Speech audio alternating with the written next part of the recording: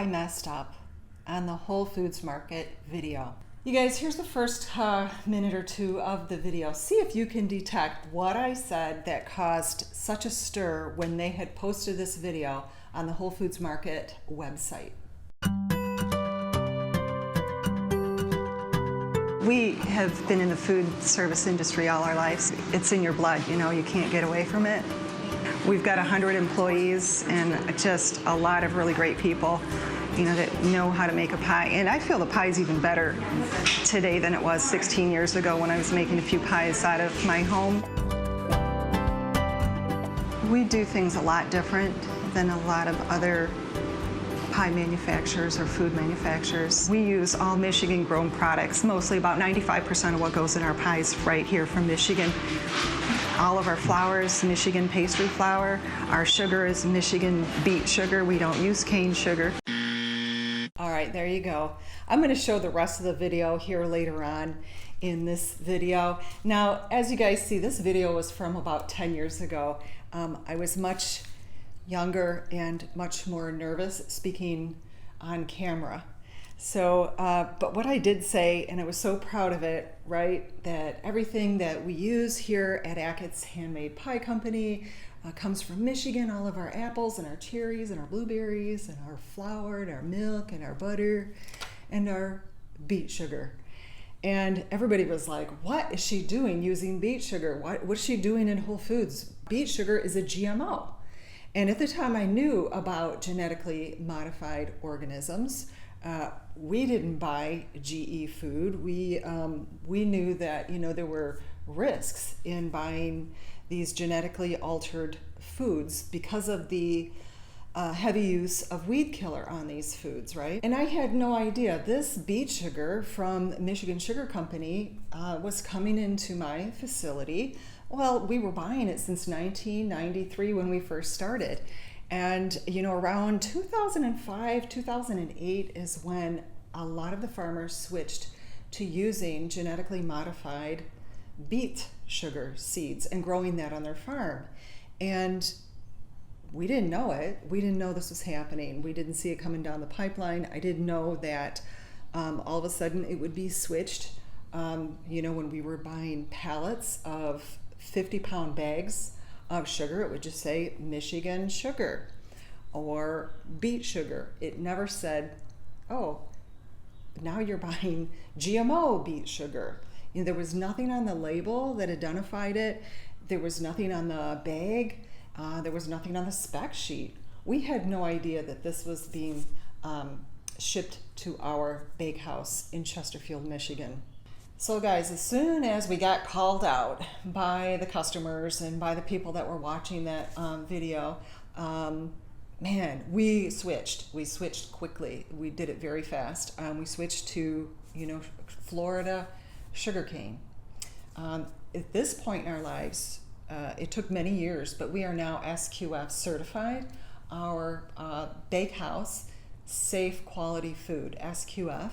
And nothing comes in our back door that we don't specify exactly what we want. And, you know, we check out the specs on every ingredient. It's very, very important that if something does get shipped to us or, you know, there's a contamination in an ingredient that we're using, that we are able to do a recall if we need to. So it's all about public safety, guys. And that's what I'm about too. I'm about truth in labeling. I'm about being transparent. I'm, you know, trying to go through what we're doing now is going through every single ingredient. You know, at one point, I'm going to tell you a story. We were using chocolate chips. We were making, do you guys remember the Toll House pie we used to make? It was so good, with or without walnuts. We had a lot of walnut allergies. And there was a time where vanilla's always going through the roof. I mean, I think it's like $300 a gallon for pure vanilla extract. And we pay it, and the vanilla company that we were getting the vanilla from, no, it was the chocolate chips. We're using pure vanilla, and of course everything has to be clean. We don't use artificial vanilla, imitation vanilla. What is it called? Vanillin? No, we don't use that. We never have and we never will. We like the pure stuff, the good stuff. It's liquid gold. Anyway, the chocolate chip company was putting vanillin into the chocolate chips. They had always used pure vanilla extract. We're reading these sub-ingredients. There's a lot of little just doesn't say chocolate chips. There's parentheses and then all these little sub-ingredients, right? Cocoa powder. So these sub-ingredients we're really paying attention to, and all of a sudden we noticed vanillin, imitation vanilla extract, vanillin or whatever, and we're like, what? And we called the chocolate company and said, what the hell are you guys doing all of a sudden? How'd you sneak that in on us? How'd you pull the rug out? We didn't even know. Why did you not give us any kind of notification? So they were like, sorry, the price of vanilla went up too high and we had to switch to the cheap stuff. We're like, no. I mean, right, if that happens and we can't afford to make something where we know that it's going to have to be priced so high that customers are going to stop buying it, then we'll just take it off the menu if we need to, right? So that's also a solution in business. Take that off the menu if it's too expensive. We didn't take it off the menu. We were able to find chocolate chips that were pure and clean. You know, where we here in the food business need to follow these laws. I, as a food manufacturer, so right, I'm the middleman. I'm, buying from the farmer. It's going through a broker or distributor. I'm processing it, and then I'm selling it to my customers, whether it's my direct customer coming into one of our 6 pie shops, or if it's Whole Foods Market or Kroger.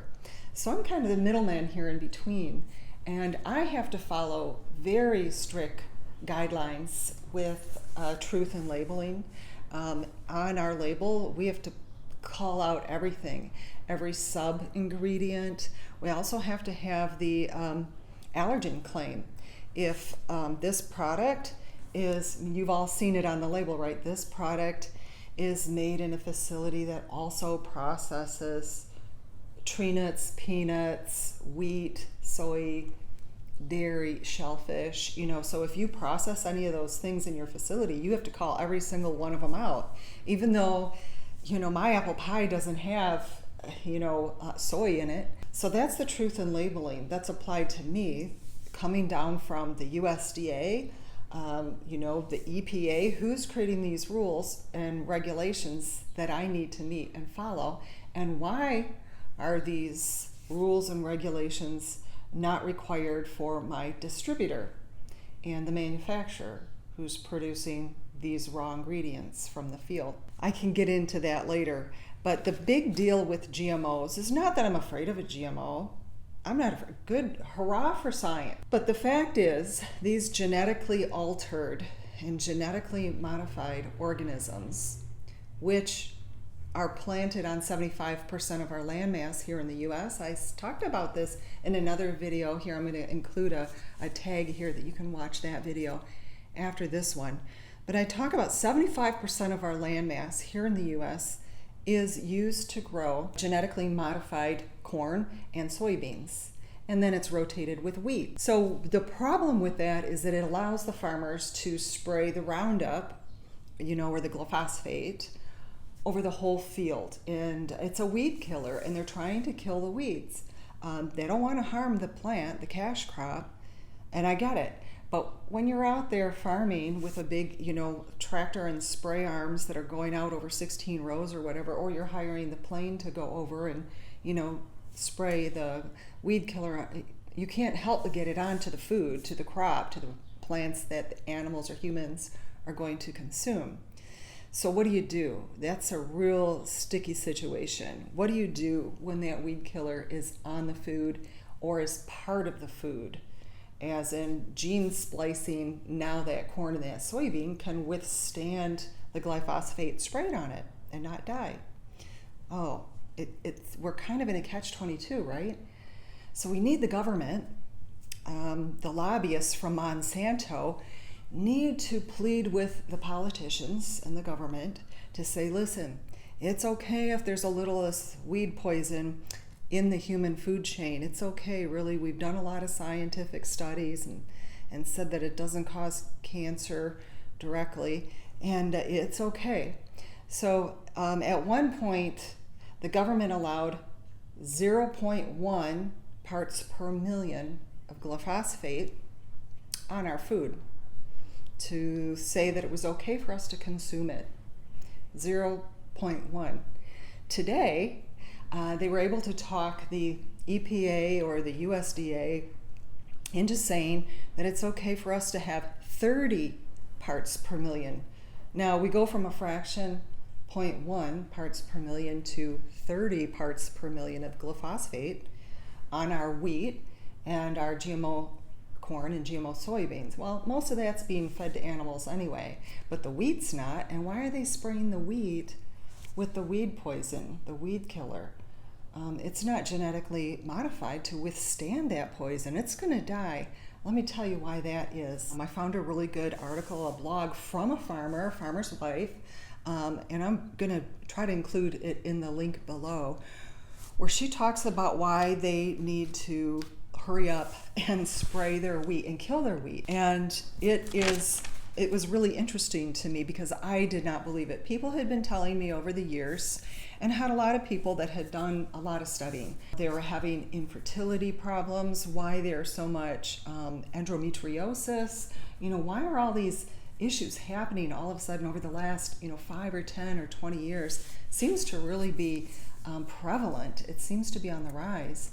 And so I've had a lot of friends and family with issues like this that have done their studies and have linked it right to the glyphosate that they're eating on wheat. So now they have to give up eating wheat. They're not allergic to wheat. They don't have a gluten intolerance, but it was the glyphosate that they were eating that was in the bread, on the wheat, pasta and everything else, pie crust, cakes, cookies, everything that we use in the wheat in the baking industry. They had to give up everything.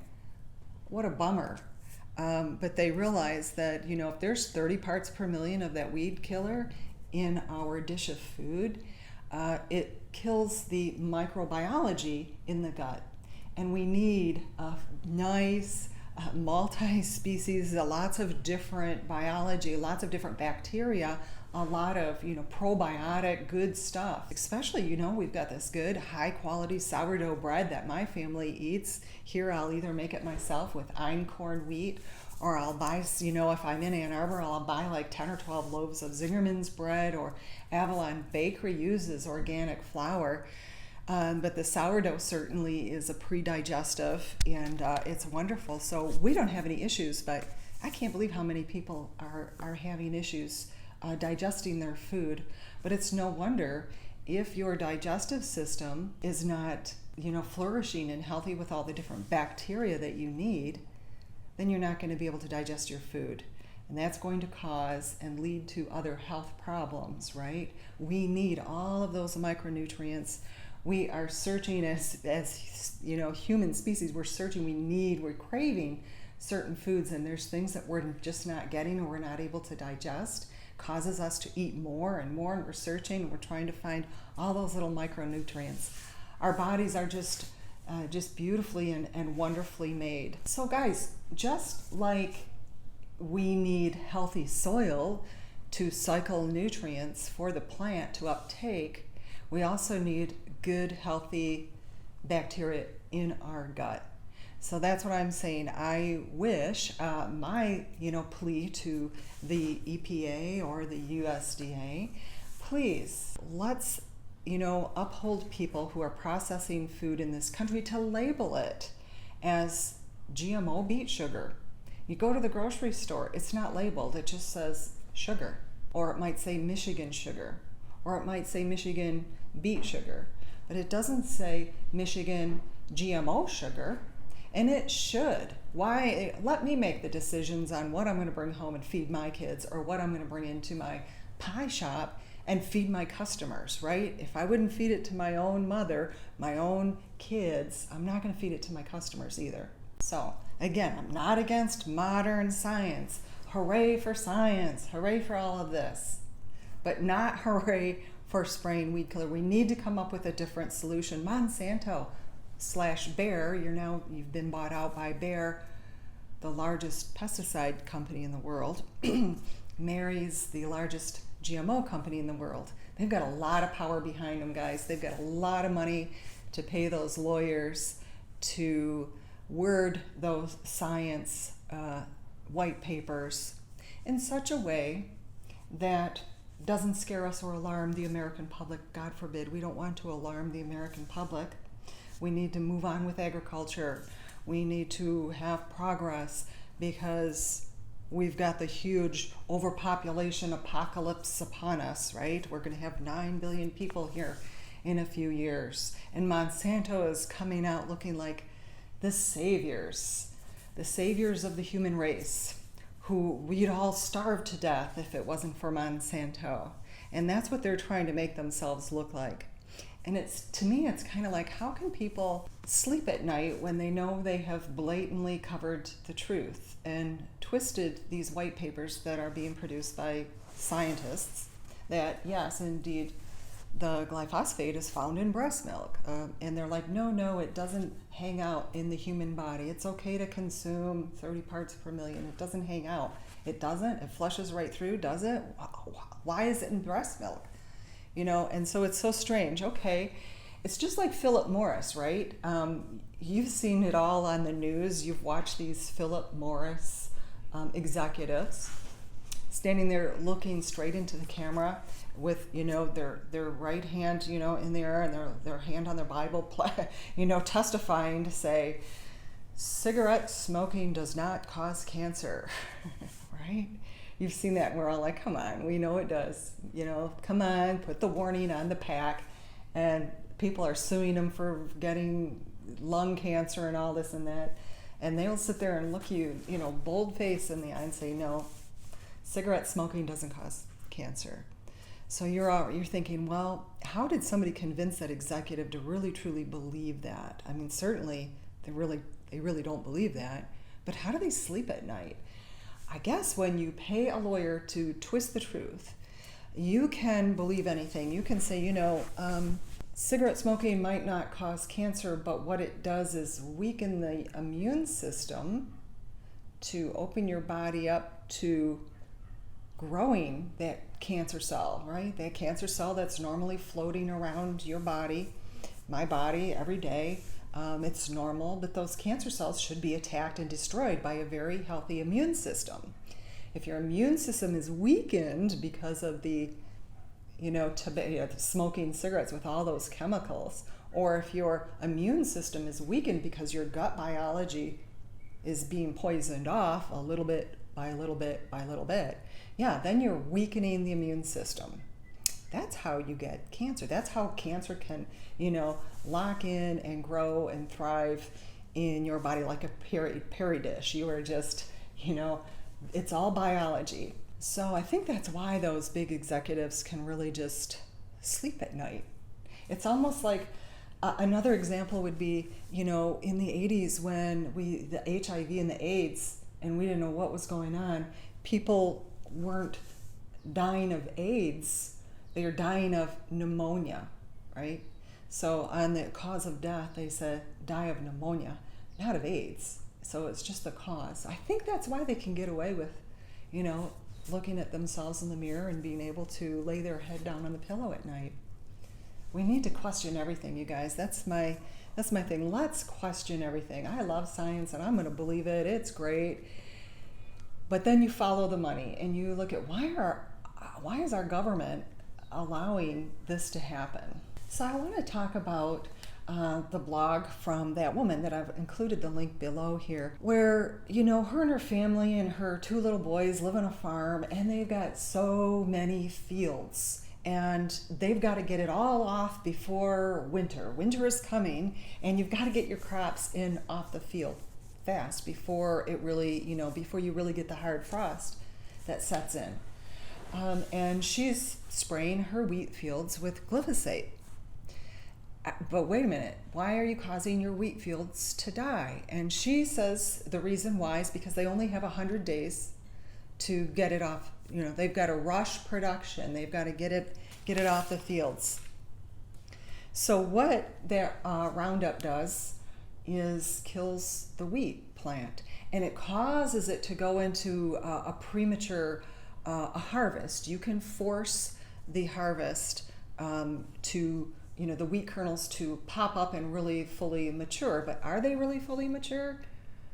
Can I cause that peach on the peach tree to, go from rock hard green, within 2 days to be full and ripe and plump? I mean, nature needs time for that fruit or that wheat kernel or that corn cob to stay in the ground as long as it can and pull up all the nutrition that it possibly can so that it is fully ripe, full of all the nutrition.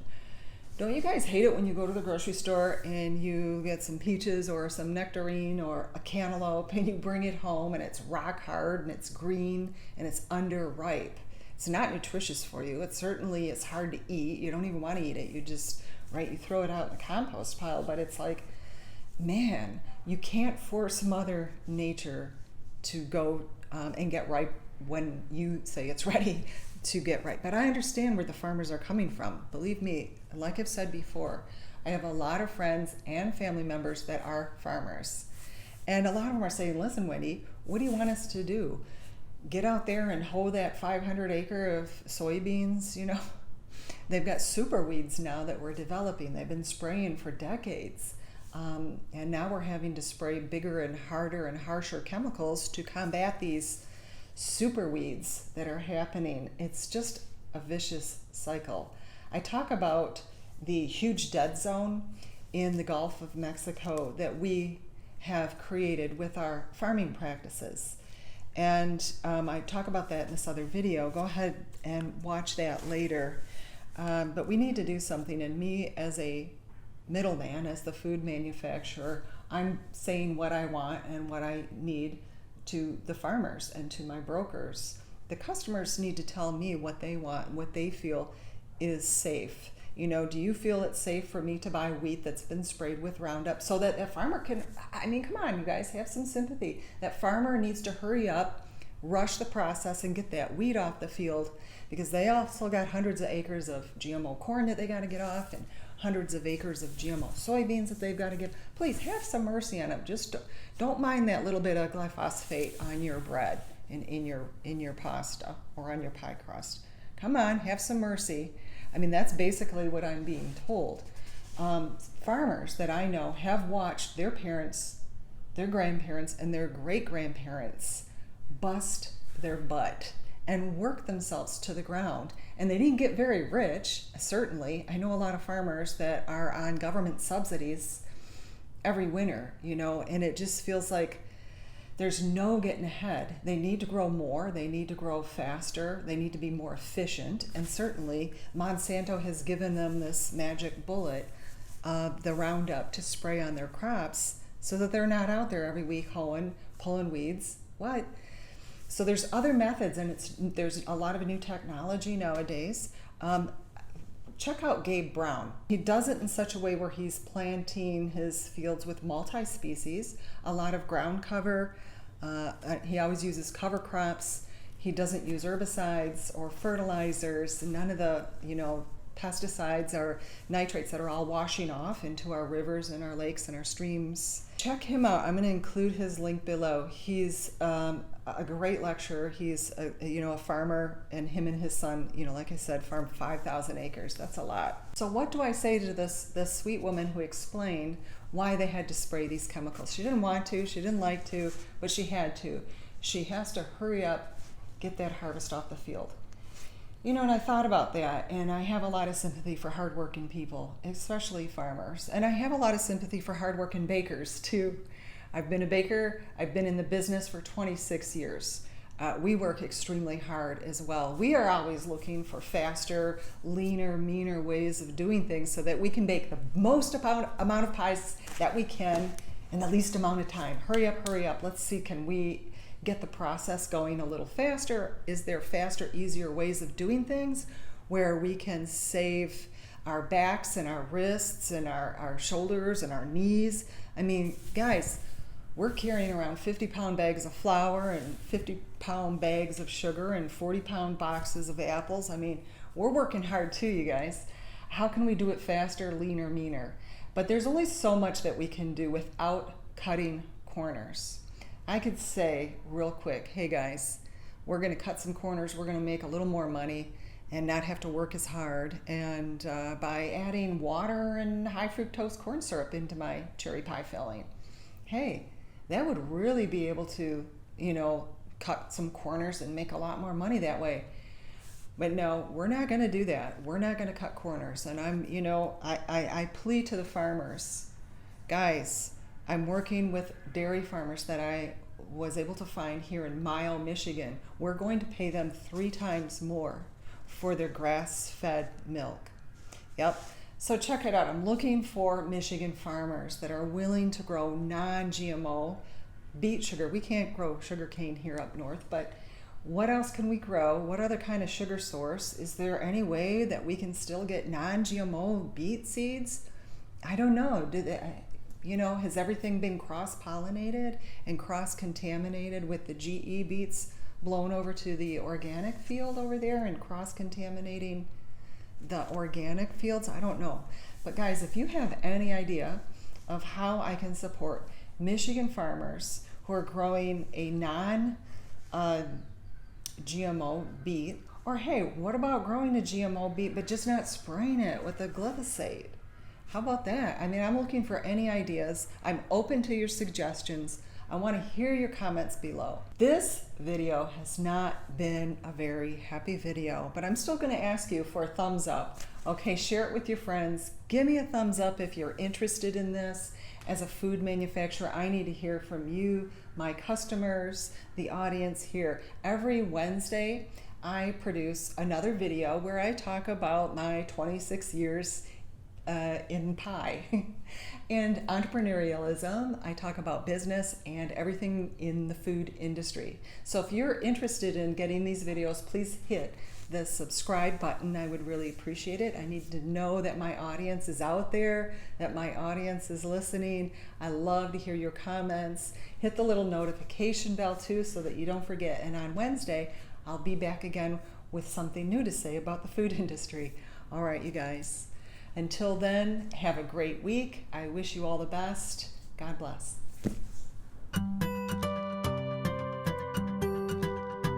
We have been in the food service industry all our lives. It's in your blood, you can't get away from it. We've got 100 employees and just a lot of really great people, that know how to make a pie. And I feel the pie's even better today than it was 16 years ago when I was making a few pies out of my home. We do things a lot different than a lot of other pie manufacturers or food manufacturers. We use all Michigan grown products, mostly about 95% of what goes in our pies right here from Michigan. All of our flour is Michigan pastry flour. Our sugar is Michigan beet sugar. We don't use cane sugar. All of our peaches, strawberries, rhubarb, everything comes from Michigan. We're still all natural, we're still done by hand, and we don't use any chemicals or preservatives or anything like that. Everything is still hand crimped the way it was the first day that we started. We hand roll and hand crimp and just hand mix a lot of things. The pie's only then baked once.